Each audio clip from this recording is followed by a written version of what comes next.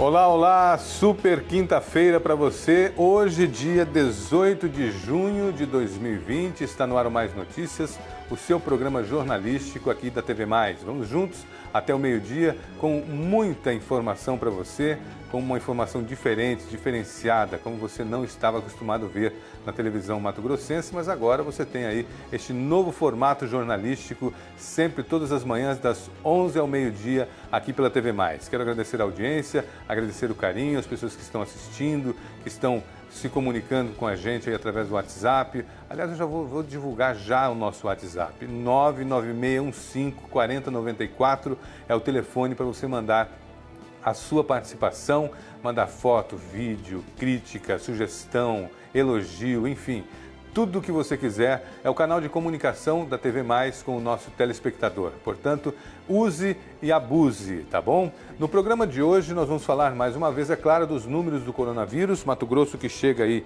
com 7.361 casos de coronavírus, 272 óbitos. Cuiabá tem quantos mil?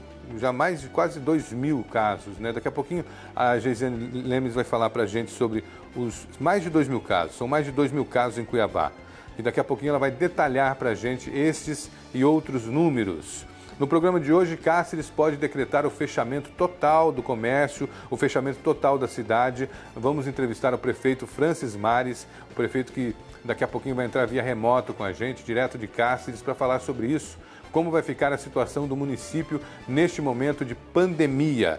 No estúdio, vamos ter uma entrevista muito especial, meu amigo querido, cientista político João Edson de Souza. Já está aqui com a gente, João Edson, muito obrigado pela sua presença. Eu que agradeço, prazer estar aqui. Bem-vindo, viu? Obrigado. Sinta-se em casa. O João que participa de programas de rádio, programas de televisão, é sempre muito requisitado porque tem uma análise muito lúcida das coisas e ele vai falar para a gente aqui hoje sobre eleições municipais. Teremos eleições municipais? Não teremos? Como que vai ser essa campanha? Qual vai ser o desafio dos candidatos? O desafio do eleitor e muito mais para você, tá bom? Então não perca essa entrevista. E os Correios são a nova opção para quem não conseguiu se cadastrar para receber o auxílio emergencial. O Caio Dias está lá no centro da cidade e daqui a pouquinho vai passar. Tá aí ele já. Um abraço, Caio. Bom dia, meu querido. Tudo bem? Como é que tá o clima por aí hoje? Bom dia, Luiz. Tá bem fresco, viu? Né? A cidade... Tá tranquilo, o clima aqui tá tranquilo hoje. Apesar do sol, né? Tá tranquilo. O Pois Caio é. tá lá. Você tá na praça... Eu tô na Praça Ipiranga, se eu não tô enganado. Aqui próximo aos Correios e próximo à Catedral Basílica de Cuiabá. Bacana. É Praça da República, né? Praça da República.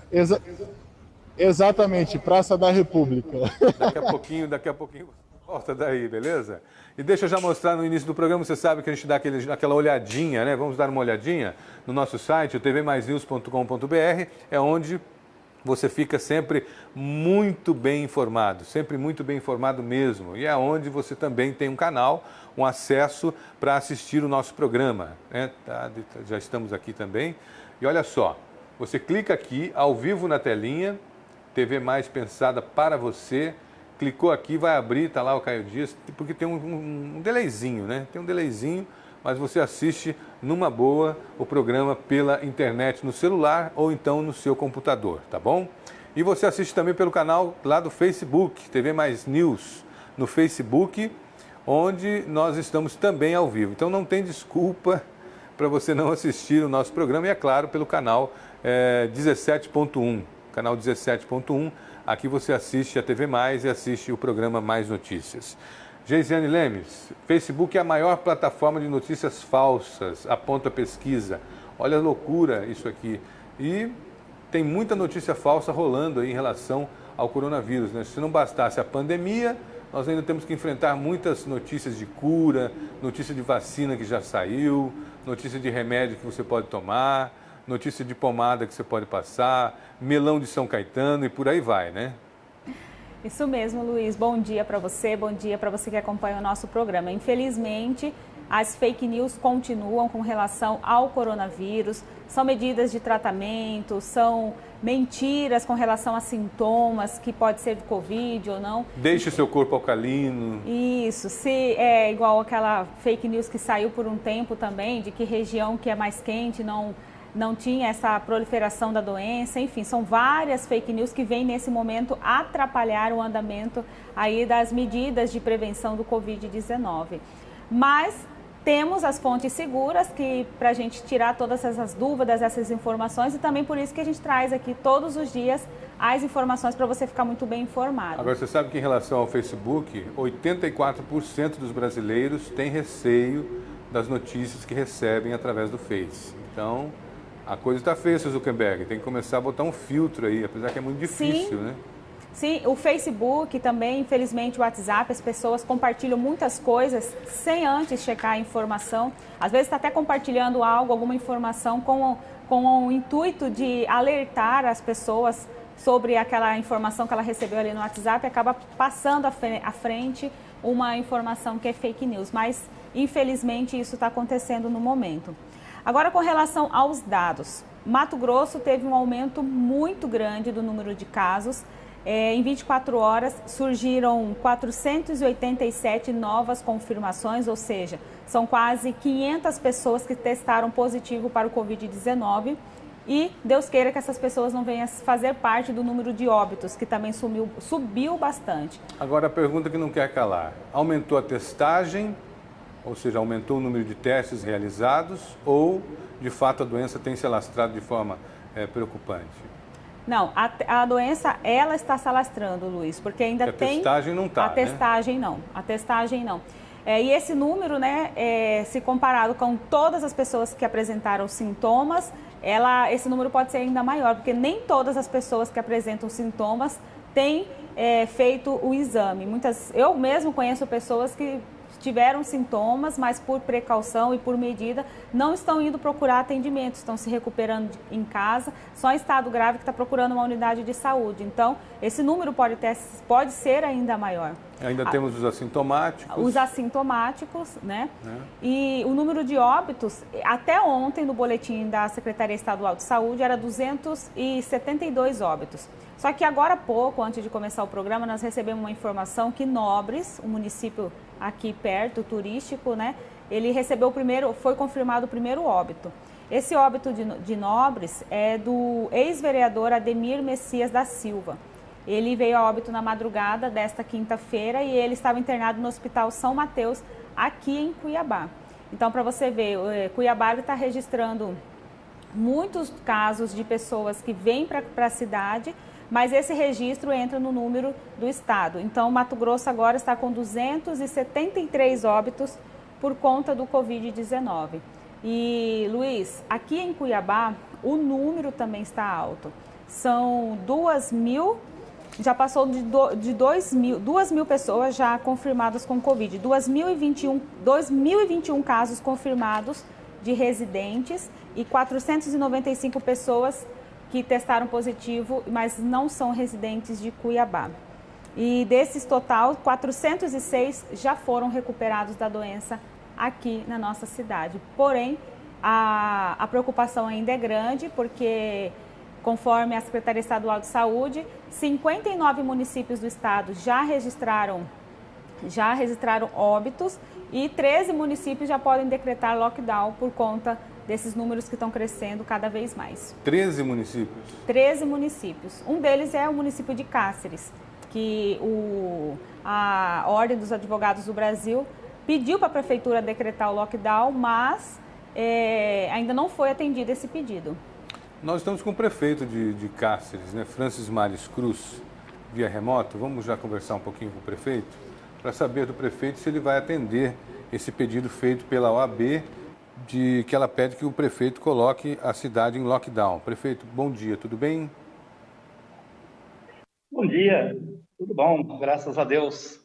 Prazer recebê-lo aqui no programa, viu? Muito obrigado pela sua presteza em nos atender.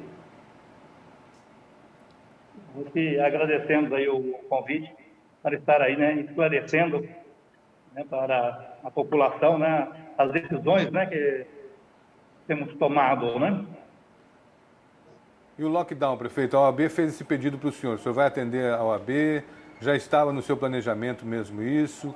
O senhor vai unir o seu planejamento com o que a OAB estava fazendo? Como é que está isso? Olha, vou mostrar, né, aqui para vocês, tá vendo? Aqui é uma pedra, né? E é assim, né? O prefeito leva pedrada de todos os lados. Se ele fecha, leva a pedrada dos comerciantes, leva a pedrada do pessoal. Se ele deixa aberto, aí leva a pedrada, né, da OAB, de outros órgãos que querem que seja. Então, são decisões que nós temos que tomar todos os dias, né? E temos tomado para salvar vidas, né? Tomando sempre as melhores decisões. Nós temos um grupo aqui, que é o grupo da crise, né, do coronavírus, onde participa o Ministério Público, Defensoria Pública, Secretaria de Estado de Saúde, a Secretaria Municipal de Saúde, representante, né, do curso de Medicina da UNEMAT, Polícia Federal, Polícia Militar, Polícia Civil, o Exército Brasileiro também, o comandante do Exército, enfim, a sociedade civil, Rotary Lions, Associação Comercial, padres, pastores. Então, nós temos esse grupo aqui de defesa, né, que temos reuniões, vamos marcar em uma próxima reunião com eles também, para ver, né, o que fazer diante do crescimento do número de pessoas infectadas, né, porque depois do velório, né, do professor Adriano, muitas pessoas se contaminaram no velório e aumentou muito o número. Então, temos que tomar alguma decisão. Nós estamos também com videoconferência com os prefeitos aqui da região oeste, para que nós possamos, os 23 municípios, para que nós possamos editar um decreto uniforme, padrão, para todos os municípios, né? Então, se vamos decretar lockdown, ou se vamos decretar apenas o toque de recolher, né? Enfim, todas aquelas medidas de segurança para conter, para tentar minimizar a infestação, né? A contaminação das pessoas. Agora, uma coisa, né? Aqui em Cáceres, 99% da população usam as máscaras durante o dia. Você sai aqui no comércio, nos bancos, enfim, órgãos públicos, né, lotéricas, 99% da população está usando. Mas, às 6 horas da tarde, depois das 6, aí sim é o grande problema que nós temos, porque as pessoas acham que à noite não vai pegar o vírus. Então, quem sai para beber, quem sai para ir, né, para os botecos, para os bares, para praças, para caminhar, para a praia, né? Nós temos uma praia do Dáveron aqui no centro de Cáceres, então as pessoas vão muito fazer caminhada ali na praia, enfim, é mais difícil, a gente está cobrando as pessoas, né? Nós fizemos um boneco aí, né, do coronavírus, onde esse boneco sai, né, nas ruas, vendo quem está sem máscara e pedindo, né, para colocar, enfim, e é para proteger, né, proteger a si e proteger quem ele ama. Esse é o grande problema nosso, a periferia também, né? As pessoas da periferia parece que, não vai pegar não. Agora mesmo eu estava ali no bairro do EMPA, né? Vendo uma obra lá, e aí uma senhora numa casa, estão lá a família reunida, 4, 5 pessoas, inclusive uma grávida, né? E aí eu falei, gente, usa máscara, olha, vocês estão correndo risco, né? E a pessoa, não, Deus não vai permitir que a gente pegue, só pega se Deus permitir. Eu falei, não é isso. Vamos ter fé em Deus, vamos pedir a Deus a proteção, mas Deus disse, faça a sua parte que eu te ajudarei. Agora é preciso que você use a máscara. E o pessoal não tem tido esse cuidado de máscara, lavar as mãos, né, com água e sabão, usar o álcool gel, desinfetar o sapato, né, com a sola do sapato com água sanitária, né, com a boa, enfim, com os produtos, enfim.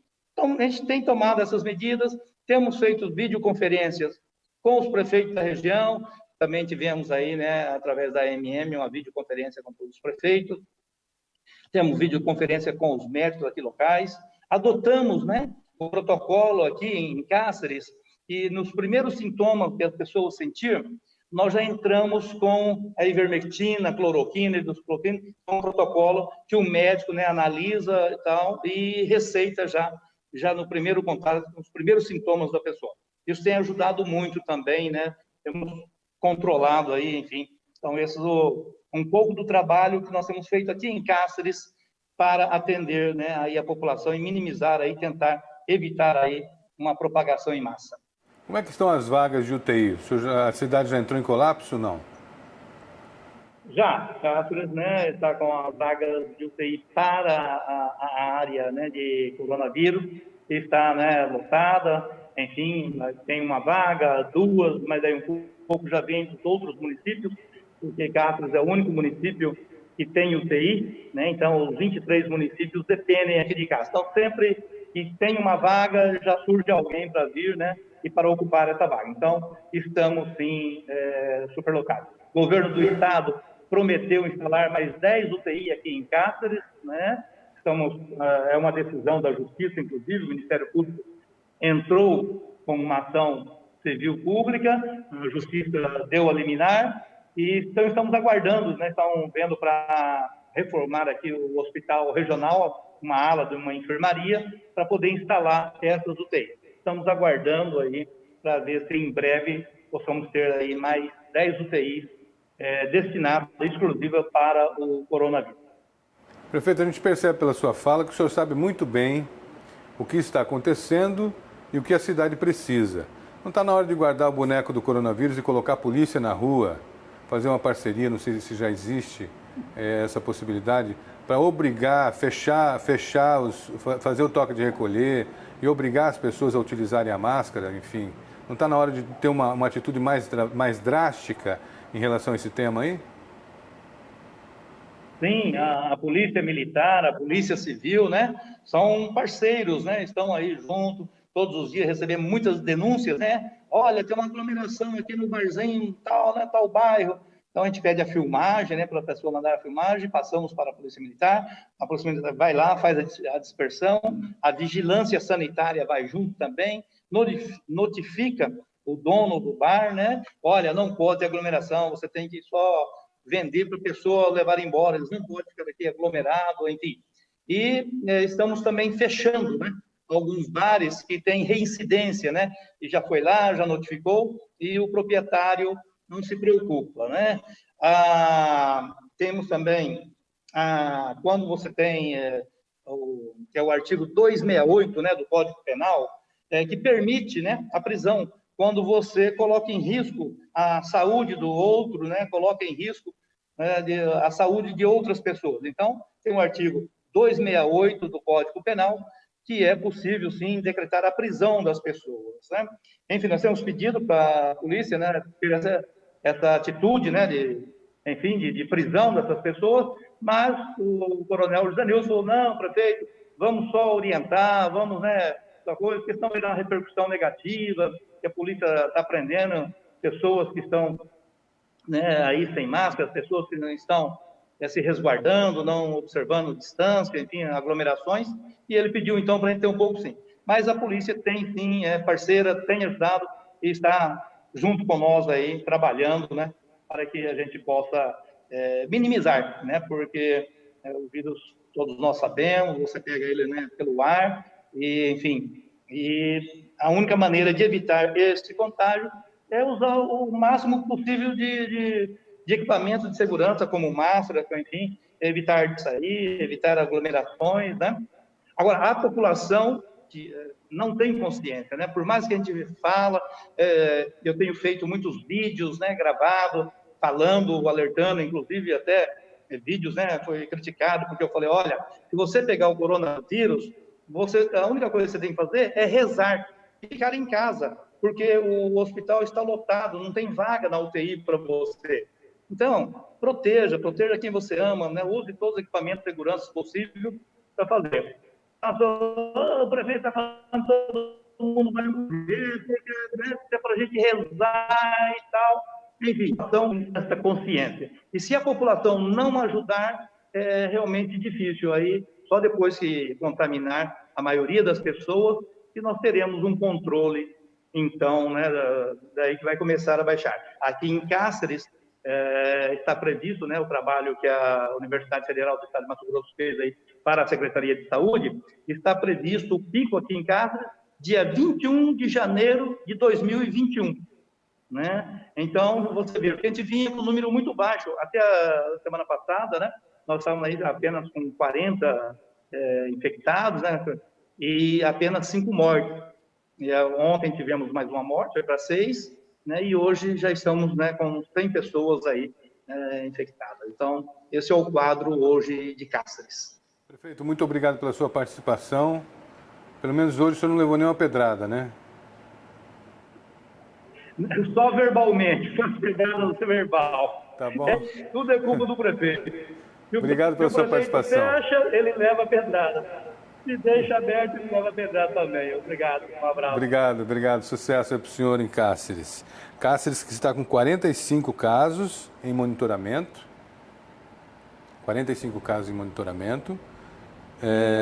87 confirmados, 6 óbitos, né, que teve um ontem, e 37 recuperados. Geisiane, os números nacionais?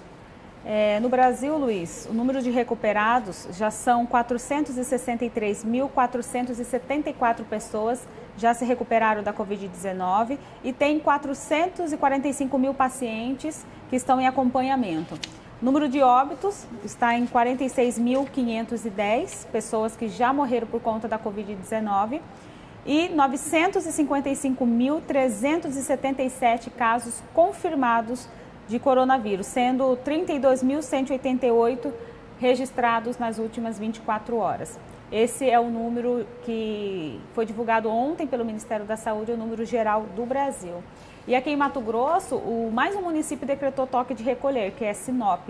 Sinop agora está com 205 casos confirmados de Covid-19 e também já tem 15 óbitos. Então, a partir desta sexta-feira, não será permitida a circulação de pessoas nas ruas a partir das 22h30, igual Cuiabá.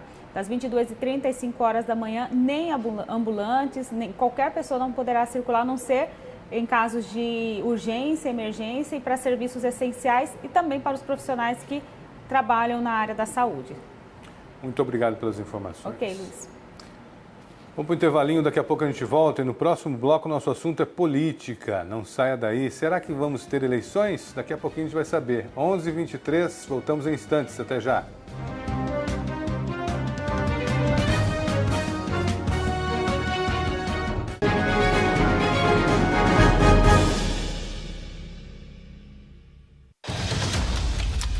A transmissão do vírus ocorre de pessoa para pessoa.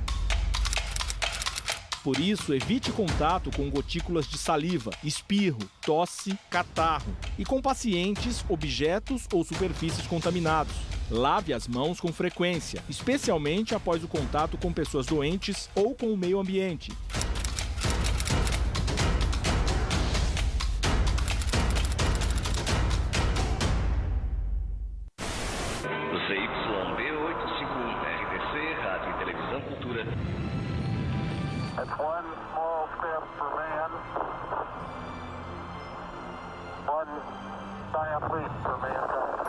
Em todos os tempos, onde estiver, leve cultura com você. O que essa família curte mesmo é fazer novas descobertas. Vamos fazer uma experiência? Vamos! Até que uma viagem vira tudo de cabeça para baixo. O que vai ser da gente agora? Esse território é nosso. Vamos mostrar pra ele quem é que manda aqui. Vale. Valentins. De segunda a sexta, 5h30 da tarde. Valentins.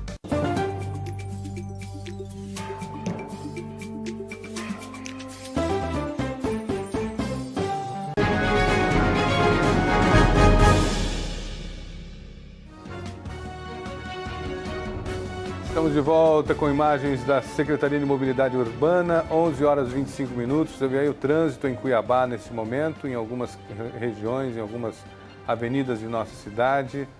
Tá aí, ó. Isso aí é lá na região central de Cuiabá, né?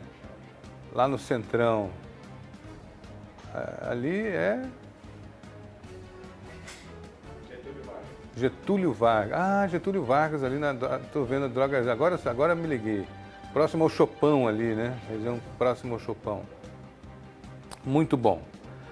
E por falar em região central, o Caio Dias está lá no centro, né, no centro da cidade, para falar para a gente que os Correios, a nova opção para quem não conseguiu se cadastrar para receber o auxílio emergencial agora são os Correios. E o Caio Dias está em frente à agência lá na Praça da República e vai falar para a gente. Caio, esse cadastro é feito apenas presencialmente? Como é que é? Explica para a gente aí. Bom dia, Luiz. Bom dia a todos. Exatamente, é feito apenas presencial. Mas nem todo mundo pode vir até a agência dos Correios para fazer, porque eles dividiram em dias. Bom, e nas segundas-feiras, nascidos em janeiro e fevereiro poderão ir até as agências dos Correios. Nas terças-feiras, nascidos em março e abril. Nas quartas, nascidos em maio e junho. Nas quintas-feiras, nascidos em julho, agosto e setembro. E nas sextas-feiras, nascidos em outubro e dezembro. E Luiz, esse cadastro tem que ter alguns documentos de fácil acesso, que são documento oficial com foto, o CPF do beneficiário e dos membros da família que dependem da renda do titular e os dados bancários. Caso a pessoa não tenha dados bancários fácil, ela vai ser aberta uma conta digital para ela através do documento com foto. Agora, só um instantinho, Luiz, vou ajeitar a máscara. Pronto, máscara ajeitada. E nas agências dos Correios não poderá ser sacado esse benefício, apenas feito o cadastro do auxílio emergencial para aquelas pessoas que não têm acesso à internet ou não conseguiram fazer o seu cadastro pelo telefone, Luiz. Muito obrigado, Caio, pelas informações, hein? Era isso, né? Agora são... Pois não. Tem mais informações que são do auxílio emergencial, onde 1,25 bilhão de pessoas aqui, já foi passado 1,25 bilhão do auxílio emergencial para as pessoas aqui em Mato Grosso. Isso significa 1,6% do total de pessoas que já foram beneficiadas. E é isso. Até a próxima. Até a próxima, Caio. Obrigado pelas informações. 11h28, e eu estou recebendo aqui no estúdio hoje, eu não gosto de tietar, né? Mas eu tenho que tietar, porque eu sou fã do João Edson, né? Da clareza com que você consegue discorrer sobre os mais diferentes temas. Mas hoje o nosso assunto aqui é política. Eleições municipais. E aí? Vamos ter eleição? Não teremos eleição? Vamos ter eleição. Primeiro, muito obrigado. Um prazer enorme estar aqui com vocês. São pessoas queridas, né? Independente de estar à frente das câmeras, a pessoa que mora no meu coração. Muito obrigado por estar aqui. Você, Juarez, tá? Chacon. Teremos eleição por conjunto de motivos. Mas o motivo mais forte hoje é a instabilidade política vivida no Brasil. Vai fazer com que as instituições forcem de qualquer forma para a eleição ser esse ano, para que a posse seja dia 1º de janeiro. Esse é o maior medo. Por quê? A gente costuma dizer que o Brasil não é para os fracos. Eu não sou o primeiro a dizer essa frase. Essa frase é antes da minha existência, né? Existe um risco muito grande que, se você for fazer eleição para o ano que vem, você altera, ou qualquer período, você altera o período de posse. E quando você altera o período de posse, você quebra uma ordem constitucional. Seria uma nova lei, uma lei emergencial, alguma coisa nesse sentido. Existe um medo no Brasil que, se a gente criar esse precedente, futuros governantes, ou governantes que estejam no poder, eles possam gerar crises para aplicar-se essa lei e permanecer no poder, independente da questão da eleição. Imagina o seguinte, um presidente da República está muito mal no ano da reeleição. E ele tem um conjunto de atividades, isso é muito comum, quem conhece de obra pública sabe disso. Prefeito, governador, o executivo, é muito comum isso. O legislativo não tem tanto esse problema, o executivo é muito comum. Você vai numa gestão, ela fica travada. Quando sai tudo, não dá tempo de se recuperar, de você inaugurar, fazer um punhado de coisa. Se tem esse precedente, o que o cara faz? Ele cria uma crise enorme, evita a possibilidade da eleição, até as suas obras ficarem prontas, alguma coisa, ele ganhar outra vez estabilidade, agora eu faço a eleição. Então, em função desses fatores, existe todo um cuidado nesse momento. O Brasil está efervescendo, né? Hoje é um exemplo disso. Hoje, se alguém perguntar nesse momento onde está o presidente, está acontecendo, a gente não sabe se ele está gestando, se está cuidando lá da questão da Polícia Federal, o que está acontecendo. Tá uma coisa louca. Onde está o presidente os presidentes das casas legislativas, né? Aonde eles estão nesse momento? A gente não sabe. Pode ligar a televisão que você não vai encontrar. E se tiver de corpo presente, a cabeça está lá nas operações policiais. Como é que está o judiciário? Então, assim, o Brasil vive um momento tenso. Nós estamos ali naquele momento onde aquela bolinha da panela de pressão está lá em cima cantando no máximo. Em função disso, vamos forçar, vai ter eleição. Agora, aí entra a segunda parte, Luiz. Como vão ser essas eleições? Essa é a pergunta que eu iria fazer. Que tipo de eleição que a gente vai ter, uma vez que nós estamos no meio da pandemia, né? Fala-se, por exemplo, que se tivéssemos eleições agora em outubro, o gasto extra só para aparelhar mesários, o pessoal que trabalha nas eleições com máscara, álcool gel, isso seria um valor exorbitante. Que tipo de eleição que teremos? Pois é, esse é um grande complicador, né? Vai ser uma eleição com muitas restrições. E em eleição, quanto mais você criar restrições, mais você cria crime. Essa é uma questão quase óbvia. Você aumenta as restrições, você aumenta os crimes. Porque nem todo mundo obedece às restrições. E essa é uma eleição de muitas restrições. Ela vai ter várias implicâncias. Uma delas, assim, que veio imediatamente na cabeça. Quem vai ser mesário? Uma atividade voluntária, tá. Se esse mesário, porventura, vir manifestar o Covid posterior à eleição e alegar que foi lá naquele dia, ele terá direito de indenização? Como que vai ser? Vai indenizar ele? Como vai ser esse negócio? Então você já começa a pensar esses fatores, né? Mas vamos voltar lá. Não pode aglomeração. Então vai ser a eleição das lives, né? Vai ser a eleição dos aplicativos para o cara fazer discurso online. Vai entrar aí uma indústria de tecnologia muito forte nessa eleição. Mas como fica aqueles municípios, nós falamos de eleições municipais, como fica aqueles municípios cuja maioria da população está num local onde você não tem acesso à tecnologia? Ou que a internet não é tão boa. Você viu agora, você acabou de presenciar, você estava aqui no estúdio. Cáceres, né? A entrevista de Cáceres. Você viu que em vários momentos houve E estamos entre as 10 maiores cidades do estado. Está entre dos 141, né? Embora isso não significa muito em termos de tecnologia. Nós temos cidades menores com um pouquinho mais avançado. Mas em tese é isso, na média é isso. Mas Canarana, por exemplo, esses dias tentamos fazer de Canarana, não conseguimos. Não vai conseguir. Não, você imagina que nós temos, eu não sei se melhorou, Pontes de Lacerda, por exemplo, era um negócio, nem telefone conseguia muitas vezes, né? Uma cidade próxima, Cáceres, não está tão longe, 200 quilômetros para lá de Cáceres. Mas nós temos cidades aí, Rondolândia, como que vai ser? Rondolândia. Mas não vamos longe, Livramento só tem 33, 34% do eleitorado na cidade. Quase 70, 68% é rural. A gente daqui perto, mas a gente não tem noção. Quem conhece Santo Antônio, sabe qual que é o maior tormento de um pesquisador? É colocar na lista dele Santo Antônio. Se você consegue fazer só uma pesquisa decente em Santo Antônio, aqui, nosso Santo Antônio aqui do lado. Se você conseguir andar de barco, de moto, de cavalo, precisa fazer pesquisa. Ela é enorme, o município, entra Pantanal afora, tem que atravessar a lagoa, atravessar rio para um lado para o outro. Vai lá na Serra de São Vicente. Vai, uma loucura, atravessa a estrada para um lado, atravessa para o outro, e a maioria da população não está no centro urbano. Como faz campanha num local desse? Outra coisa, no processo de restrição, como que eu vou receber alguém na minha casa? Como que você vai chegar na casa?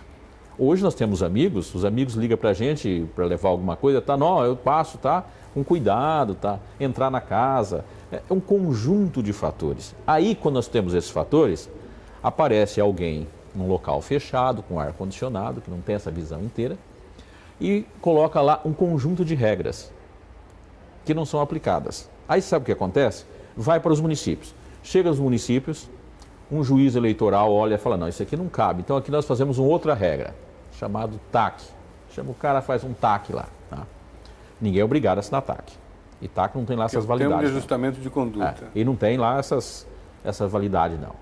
O perdedor não assinou o TAC, mas terminou cumprindo. Aí descobre que o cara que tinha assinado, ou que participou, cometeu um deslize em relação a isso. O que ele faz? Entra na justiça. Ou seja, nós vamos abarrotar a justiça de processos. Vai ser a eleição que muitos vão levar, muitos vão ganhar e poucos vão levar de repente. Olha, eu não sei se poucos vão levar. Pior do que não levar a eleição, e a gente pode dizer isso com toda clareza, eu conheço aí muitos municípios, dos 141 hoje, eu posso dizer que 80 prefeitos, 80 e poucos prefeitos são meus conhecidos, nos tratamos pelo nome. Tá? Pior do que não levar, Luiz, é você fazer uma gestão inteira com 1 olho e meio no processo e só meio para a população. A pior coisa que existe numa gestão é o presidente, governador ou prefeito atormentado pela justiça. Quando começa o processo, eu falei, você tem que acelerar logo. ou tira ou deixa o cara trabalhar. O tormento, quem tem que fazer é a oposição, não é o judiciário que tem que fazer esse tormento. Que é o que aconteceu com a Selma. Aconteceu com a Selma. A Selma ficou lá 1 ano e pouco, né? Atormentada. Não gesta. Não, qual que é o grande projeto da Selma? O que ela fez de menino? Ela estava mais preocupada. Era um olho lá e... né? Um olho. Meio olho, né? Uma piscada lá e o resto olhando. Um prefeito, uma prefeita que passa por isso, é muito difícil. E aí a gente vai criar um grande campo jurídico no Brasil que 10 anos depois vão ter discutindo. Tá? Mas assim, se você perguntar, mas você acha que a eleição tem que ser agora? Eu falei, eu acho. Eu só penso que tem que ser feito um debate muito grande para que a gente não tenha um conjunto de leis e restrições que vai gerar processo. Para mim, a restrição ela tem que ser o mais simples possível. Tem um conjunto de restrições que são aplicadas no Brasil que só serve para o campo jurídico. Não melhora a democracia, não dá clareza para a eleição, o eleitor não tem nenhum benefício em relação a isso e a gente vê aí um conjunto de coisas e aí fica o negócio, né? Fica a terra do esperto. Se pegou, tudo bem, se não pegou, alegria. Então todo mundo tenta escapar. E a PEC, né, do Wellington Fagundes? Não tem vida para essa eleição. Adiar para 2020? Adiar para 2020. Eu tenho até vamos assistir juntos um VT. Os senadores começaram a discutir ontem o possível adiamento das eleições deste ano. Ainda não há um consenso, é claro, sobre o assunto, mas começou a discussão. Vamos assistir e a gente volta comentando. Roda para mim. O adiamento das eleições não é consenso entre os senadores. A única certeza até agora é a forma como o assunto deve tramitar na Casa, por meio de uma proposta de emenda à Constituição, que exige ser discutida e votada em 2 turnos em cada casa do Congresso antes de ser promulgada. O caminho é longo e a discussão apenas começou. A princípio, eu achava que devia esperar um pouco e depois das convenções que poderíamos se alterar ou não a data das eleições através da proposta de emenda constitucional. Nós não poderíamos ficar aqui naquela indefinição. Será que terá passado até outubro? Será que vai além de agosto? Então, nada mais racional, mais adequado do que protelar realmente para novembro. Eu não quero ser irresponsável para ir contra as recomendações que estão sendo emanadas de cientistas. Eles dizem que tem melhores condições com adiamento de 45 dias. Eu sempre defendi, senador, que nós adiássemos a eleição para que não houvesse eleição esse ano. Aí sim nós estaríamos salvando realmente vidas. Durante a sessão, os senadores demonstraram preocupação com a segurança dos eleitores enquanto votam, momento em que se formam filas e aglomerações. Já que não pode aumentar o número de urnas, porque o número de urnas já está contratado e não há recursos para ampliar o número de urnas, nós poderíamos ampliar o número de escolas envolvidas na eleição, reduzindo, portanto, a aglomeração por escola e fazendo com que nós tivéssemos horários específicos de acordo com as faixas etárias e os grupos de risco. Além de mais escolas para diminuir um pouco a concentração, eu acho que poderíamos também fazer em 2 dias, principalmente no sábado e no domingo. Nesta terça-feira, antes de ser discutido pelos senadores no plenário virtual, o presidente do Senado, Davi Alcolumbre, e líderes partidários se reuniram por videoconferência com profissionais da área da saúde e com representantes do Judiciário para tratar do tema. O encontro foi comandado pelo presidente do Tribunal Superior Eleitoral, ministro Luiz Roberto Barroso. O senador Everton, relator de uma das PECs sobre o assunto, ainda pretende escutar mais especialistas. O objetivo é apresentar um texto que seja resultado de um trabalho conjunto. Vou passar o final de semana conversando também com os tribunais eleitorais, com os dos estados, com o TSE, e vamos, até semana que vem, amadurecer uma data para que a gente possa colocar nesse relatório e, quem sabe, já trazer para o plenário, para o Senado deliberar. João, quando que a gente deve ter uma definição? Você viu ali que tem ideia para tudo, né? Tem ideia de 2 dias de eleição, isso, aumentar as escolas. Agora sim, eu já fui consultor lá em Brasília. E não funciona do jeito que se fala ali em Brasília. Até uma outra funcionalidade. Brasília, por incrível que pareça, tem quem manda e tem quem obedece. O que ocorre? As grandes cidades, não só as capitais, mas são cidades como Ribeirão Preto, Campinas, Caxias do Sul, tá? Londrina, eles têm lá, nos seus deputados federais, os candidatos para essa eleição. Tá? Principalmente entre deputados federais. O Senado nem tanto, mas principalmente deputados federais. Eles sabem que se adiar a eleição, eles perdem o bonde. Então, como que a gente vai colocar? No baixo clero vai ter esse debate. Faça isso, faça aquilo. Na hora de decidir, vai para as lideranças, a liderança fala assim, não, eu preciso que a eleição seja esse ano, porque senão a gente vai perder, você vai votar. Pois é, eu falei, tá, mas você vota. Não, votar eu voto com você, pode ficar tranquilo. E joga a votação e todo mundo vota. Então, assim, não há clima para que a eleição não seja esse ano. Nós devemos ter aí, entre as grandes cidades, a gente considera numa estatística, porque não é a soma só de população. População, PIB, um conjunto de fatores, a gente considera no Brasil em torno de 106 grandes cidades. Tá? Das 106 grandes cidades, foi feito mais ou menos uma conta, 92 cidades, os candidatos estão no Congresso. Eles são quem? São lideranças partidárias, liderança de bancada, liderança de um conjunto de coisas. Então, quando você abre o debate, política é assim, abre o debate para todo mundo ter o prazer de falar. Mas na hora de decidir, decide quem tem o domínio sobre essas questões. E as pessoas que têm o domínio sobre essas questões, elas estão muito claras. Faz o debate aí para a gente ter mais ou menos a população ver o trabalho, um conjunto de coisas, mas a decisão, o que eles aceitam? Eles aceitam isso. Mudar para novembro, mudar para dezembro, até dia 31 de dezembro, desde que a posse seja no dia 1º de janeiro. Tá? Agora eu queria falar só uma coisa, Luiz. Eles falaram muito da questão da votação. A votação é o menor problema.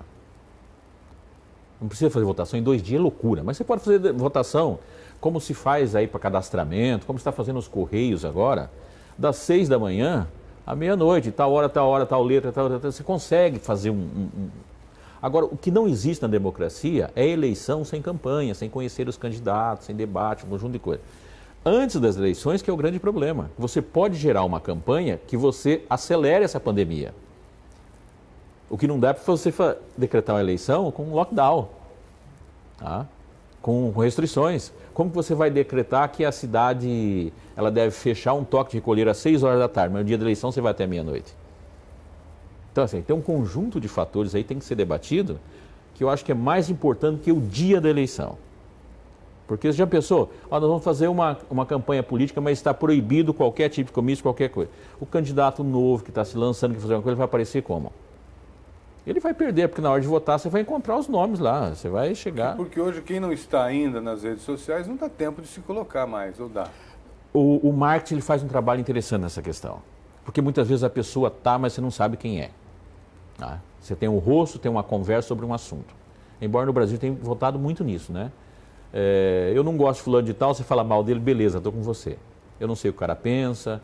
E assim, a gente virou uma confusão tão grande agora que eu vejo pessoas que tiveram uma militância de esquerda, uma vida de esquerda, votar de esquerda, que é um Brasil de esquerda, mas de repente faz a opção, você fala alguma coisa, eu tenho raiva de esquerda. Eu já perguntei para muitas pessoas, o que você acha sobre a saúde, como deve ser? A pessoa explica. Como deve ser a economia, assim? Eu falo, cara, mas isso aí não é de direita, isso é de esquerda. Por que você está fazendo essa defesa, então? Tá? Eu sou formado na escola liberal.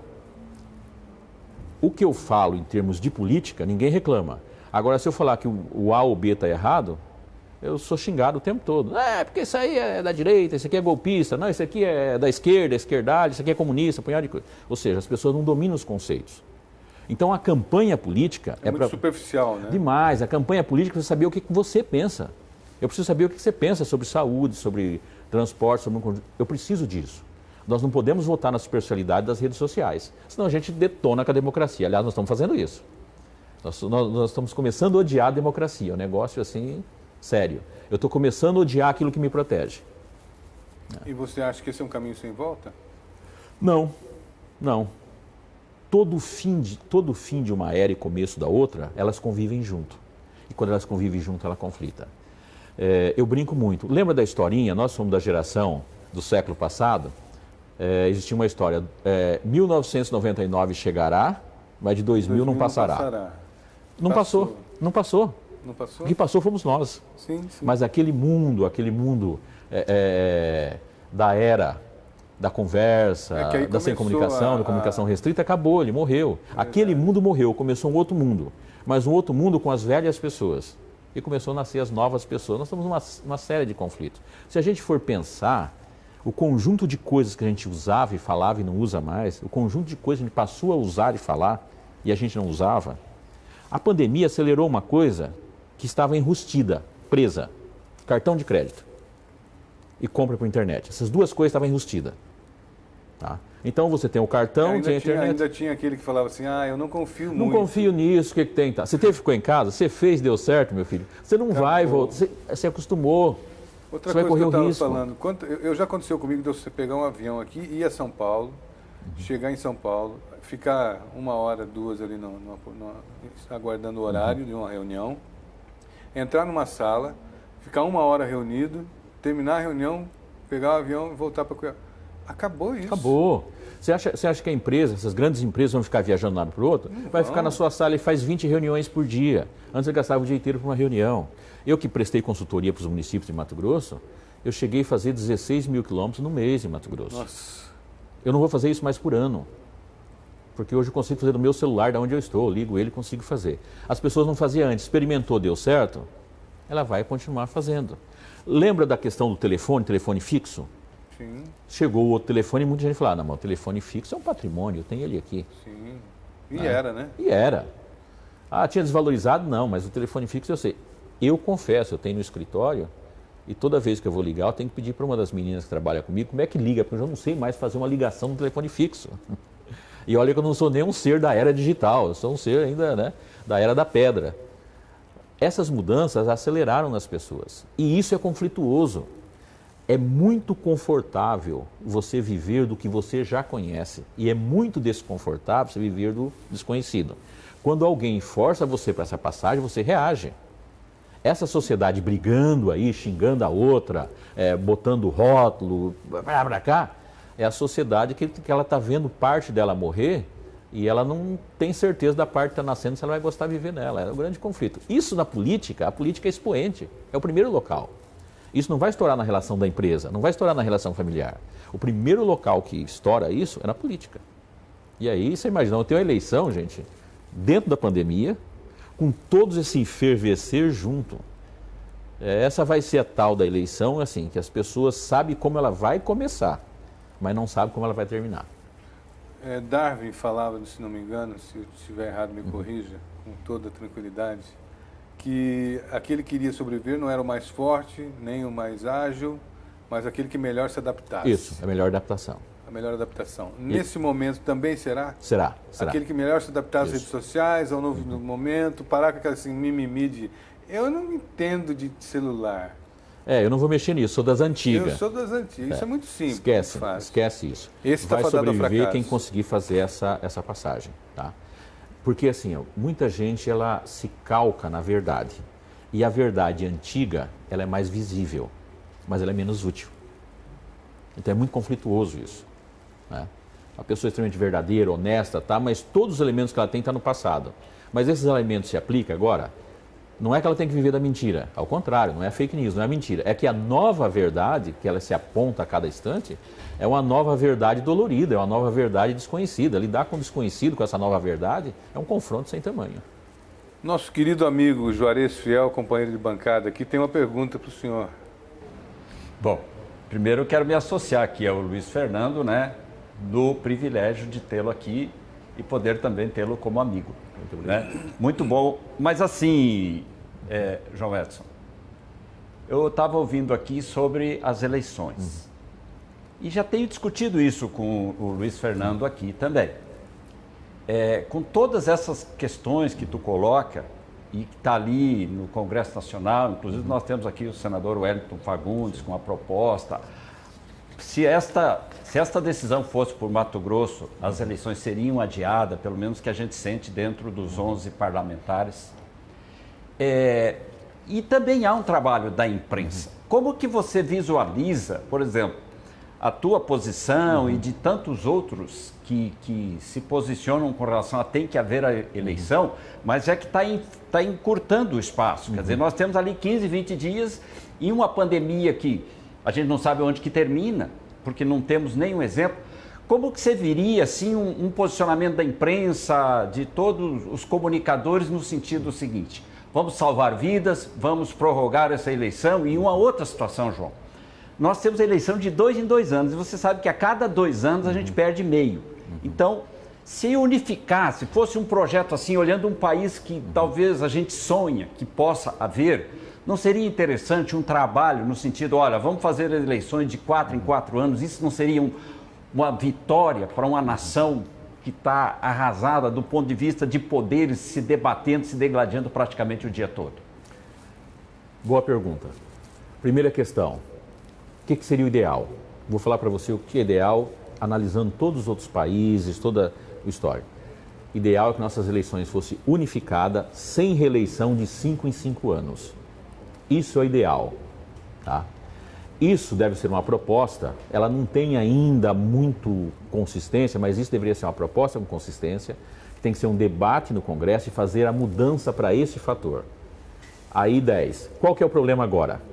O problema agora é que não existe um tempo hábil para se construir isso. Então está tentando construir o possível. Qual que é o medo? E aí eu concordo com o medo. O medo é o seguinte: vamos fazer um ajeito por causa da doença e esse ajeito ficar definitivo. Tá? Eu penso que, em função disso, do que ocorreu, eles devem acelerar para fazer essa eleição, procurar salvar o máximo possível de vida e salvar o país e rapidamente, em função disso mesmo, criar um dispositivo constitucional que seja possível a gente diminuir o custo de eleição, e uma forma de diminuir o custo de eleição é passar para 5 anos. Qualquer gestor, nós temos a reeleição no Brasil por um motivo muito simples, telespectador. Porque 4 anos, o primeiro ano de um governo, ele trabalha com o orçamento anterior. Tá? Então ele fica com 3 anos. Nos 3 anos ele tem uma eleição no meio. Se ele é prefeito, ele tem uma eleição para presidente e governador. Se é governador ou presidente, tem uma eleição para prefeito. Aí ele perde um ano. Então ele perdeu o primeiro, perde um ano no meio, aí ele faz os projetos. Existe uma lentidão. A maioria dos gestores, eles precisariam de 6 ou 8 meses na frente para concluir o trabalho que foi possível começar com eles. Então 4 anos realmente é insuficiente. Por isso que há a briga, não, vamos para a reeleição. O Fernando Henrique Cardoso comprou a reeleição por causa desse motivo. Porque senão não ia aparecer o trabalho dele. Preciso para a reeleição, precisava concluir. Concluiu, depois teve uns problemas lá na frente, mas em relação a isso. Então, como que a gente vai equacionar isso? Equacionar de uma forma muito simples. Unifica essas eleições e joga de 5 em 5 anos. Nós matamos, resolvemos os problemas. Aí vai aparecer um que fala, mas o senador? Gente, ficar 8 anos, 10 anos não vai fazer diferença nenhuma. Isso não tem implicância nenhuma.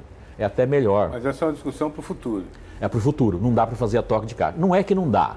Daria, se o país agora... não tivesse no efervescente que está, se nós não fosse excessivamente burocrático, se as nossas previsões da execução da lei e aplicação da lei não fosse de 1 ano, nesses casos.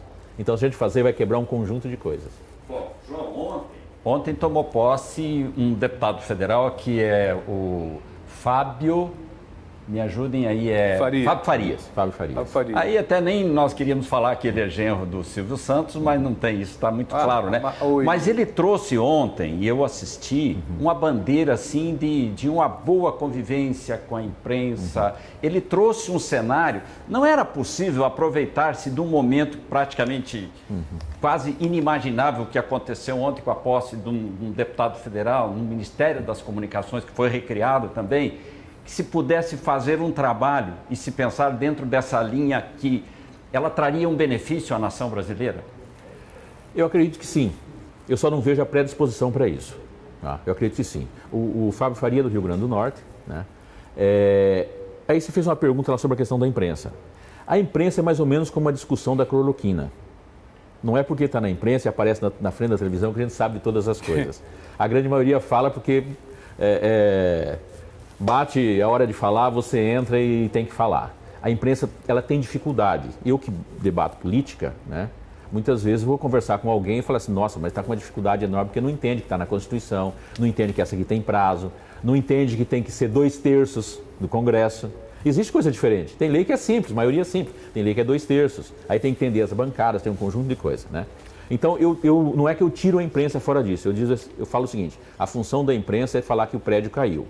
Quando começa a dar opinião sobre ela, é complicado. Né? Se for engenheiro, o que foi, começa a ficar complicado. Mas voltando para o Congresso, que é quem realmente decide, o clima do Congresso nesse dado momento é de extremo conflito. E esse conflito, aí você pergunta assim, não seria o ideal? Vamos pensar num país ideal? Nós estamos em que mês? Nós estamos no mês de junho. Vamos fazer isso aí, está tão evidente, vamos fazer isso aí em 30 dias e vamos jogar as eleições para julho do ano que vem, sem problema nenhum. Ninguém vai morrer por isso mais, ao contrário, vai salvar a vida, um punhado de coisa. Mas para fazer isso, nós teríamos que ter clima de harmonia entre os poderes. Os poderes devem ser independentes e harmoniosos entre si. Os poderes hoje, eles não são independentes, eles têm uma relação de dependência. São um pouco harmoniosos. E trocaram a harmonia por conflito. Por isso que eu falo para você, se fizer agora, talvez saia pior do que a situação que está. João, o papo foi bom demais. Eu ficaria mais 1 hora, 2, 3 te ouvindo aqui, porque sempre é muito bom ouvir você, que você consegue dar concisão às coisas que às vezes são bem complicadas para a gente explicar. Eu queria que você deixasse aí um norte para aqueles que querem se aventurar nessa eleição pela primeira vez como candidatos, pré-candidatos nesse momento a vereador, que vão se lançar. Qual seria um norte para eles? Olha, eu vou falar primeiro, muito obrigado. Eu vou falar uma coisa que, assim, eu não sei se vai ter efeito, mas eu sinto feliz em poder falar e ter um espaço para dizer isso. Você quer ser candidato a alguma coisa? Estude aquilo que você vai fazer. Chega de aventura. Aventureiro não vai levar o país em lugar nenhum, não leva o município, não leva nada. Você vai ser prefeito, vê o que um prefeito pode fazer de verdade. Vê qual é o limite do prefeito, vê o orçamento do município. Você quer ser vereador? Entenda quais são as funções de vereador. Porque a hora que você ser vereador, você não é mais candidato. Tem uma coisa que eu tenho falado para as pessoas precisam entender isso. Uma das prerrogativas do cargo do legislativo não é fazer denúncia, é fiscalizar. São duas coisas diferentes. Denúncia você, qualquer um pode pegar um celular e fazer. É fiscalizar, ele tem autonomia, tem autoridade para isso, tem uma prerrogativa para isso. A gente precisa separar o barraqueiro de quem realmente trabalha. Não dá para a gente ficar enchendo as câmaras, enchendo o legislativo de barraqueiros. Que ele vai chegar lá e contar para você, só vai deixar você nervoso. Como se isso fosse resolver. Como se isso fosse resolver. Veja bem, eu sou autoridade para fazer, eu tenho que fazer. E aí eu tenho os mecanismos para fazer. É óbvio que eu vou usar a tribuna, eu vou usar para contar o que eu estou fazendo. Agora, eu denunciar para mim, quando alguém manda um vídeo, um cara que é autoridade denunciando para mim, eu falo, cara, então me dá o cargo, que eu sei o que fazer. Só que eu não quero esses cargos também, isso é brincadeira. Conversei aqui com o João Edson de Souza, muito obrigado, cientista político. Em breve retorna aqui ao programa. Eu gostaria de fazer um debate aqui com você, para a gente falar mais um pouco sobre política e mais um pouco sobre eleição. Um prazer enorme, eu que agradeço. Estou entre amigos aqui, me sinto muito à vontade. Para mim foi muito bom. Obrigado. Volte sempre. Obrigado. Vou encerrar o programa de hoje agradecendo a audiência, agradecendo a Deus pela oportunidade de estar aqui mais uma vez com você e pedir a Ele, né, que nos conceda o privilégio de amanhã, a partir das 11 horas da manhã, estar aqui novamente. Nessa quinta-feira eu vou deixar você com a música da Estânia Cavalcante, Fly Me to the Moon. E voltamos amanhã, se Deus quiser. Um bom dia a todos. Fly me to the moon and let me play among the stars. Let me see what spring is like.